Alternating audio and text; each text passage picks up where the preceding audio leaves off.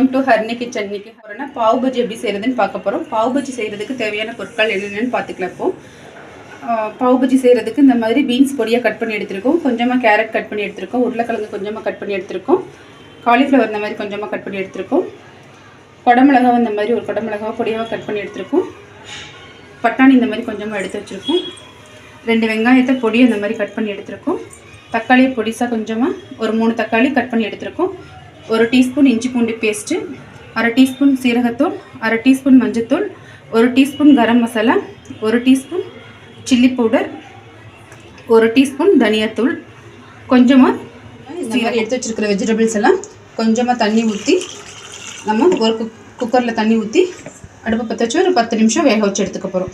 உப்பு போட்டு நம்ம குக்கர் மூடி போட்டு மூடி வச்சுக்கலாம். ஒரு 3 விசில் வர்ற வரைக்கும் நம்ம குக்கர் இந்த மாதிரி அடுப்பில் வச்சு இந்த மாதிரி நம்ம ஒரு தவாவை அடுப்பில் வச்சுட்டு தவா காஞ்சதும் 3 டீஸ்பூன் பட்டர் சேர்த்துக்கிறோம். நம்ம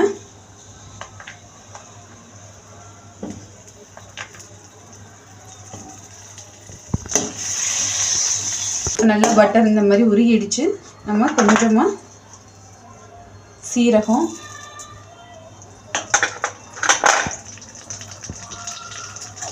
சீரகம் கொஞ்சம் லேசாக பொரிஞ்சதும் நம்ம வெங்காயம் சேர்த்துக்கிறோம். பொடியாக கட் பண்ணி வச்சுருக்கிற வெங்காயம் சேர்த்துக்கிறோம். நல்லா ஃப்ரை பண்ணிக்கிறோம், வதக்கிக்கிறோம்.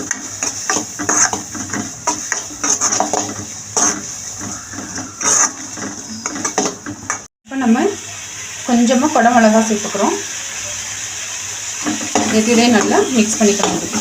ஒரு 2 நிமிஷம் போல் இது நல்லா இந்த மசாலா கூடயே இப்படி வதங்கணும். இப்போ நம்ம கொஞ்சமாக உப்பு சேர்த்துக்கிறோம், தேவையான அளவு நல்லா மிக்ஸ் பண்ணிக்கணும். இந்த மாதிரி நம்ம வேக வச்ச வெஜிடபிள்ஸ் எல்லாம் நல்லா மசிச்சு எடுத்துக்கணும். இந்த மாதிரி நல்லா வெங்காயம் இந்த மாதிரி நல்லா கொஞ்சம் கோல்டன் கலரில் வர்ற வரைக்கும் நம்ம நல்லா இப்படி வதக்கிக்கணும். இப்போ நம்ம இது கூட எடுத்து வச்சுருக்கிற 1 டீஸ்பூன் இஞ்சி பூண்டு பேஸ்ட்டு, 1/2 டீஸ்பூன் சீரகத்தூள்,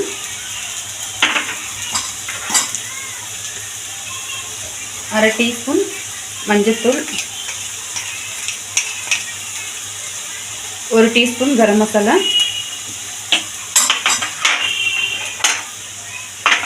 1 டீஸ்பூன் மல்லித்தூள்,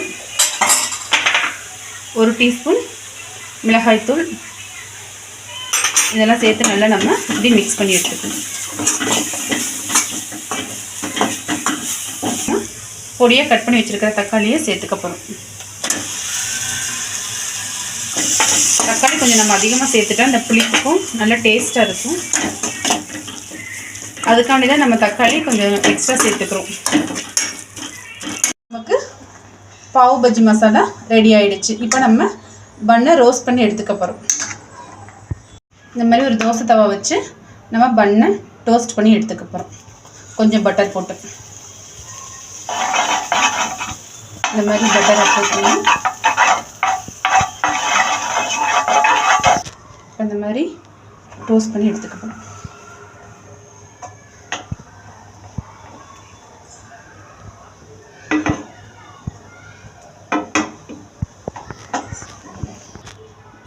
நல்லா இந்த மாதிரி டோஸ்ட் ஆகிடுச்சு. இப்போ நம்ம எடுத்துக்கலாம், வேறு பிளேட்டுக்கு மாற்றிக்கிறோம். இப்போ நல்லா வெந்துடுச்சு. தக்காளி எல்லாம் பச்சை வாசலாம் போயிடுச்சு. இப்போ நம்ம வேக வச்சு மசிச்சு வச்சுருக்கிற காய்கறியை இதில் நம்ம சேர்த்துக்க போகிறோம்.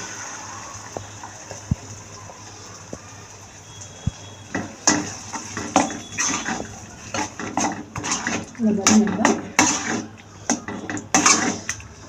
மிக்ஸ் பண்ணி எடுத்துக்கணும்.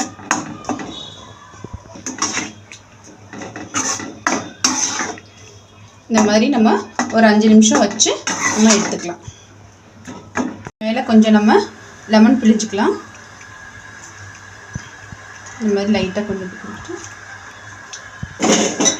நம்ம இப்படி மிக்ஸ் பண்ணிக்கலாம். மிக்ஸ் பண்ணிவிட்டு ஒரு 2 செகண்ட் மட்டும் இந்த மாதிரி இருக்கட்டும். பாவ் பஜ்ஜி ரெடி ஆகிடுச்சு. நீங்களும் உங்கள் வீட்டில் இதே மாதிரி செஞ்சு பாருங்கள். இந்த வீடியோ பிடிச்சிருந்துச்சுன்னா லைக் பண்ணுங்கள், ஷேர் பண்ணுங்கள், கமெண்ட் பண்ணுங்கள். மறந்துடாமல் சப்ஸ்கிரைப் பண்ணுங்கள்.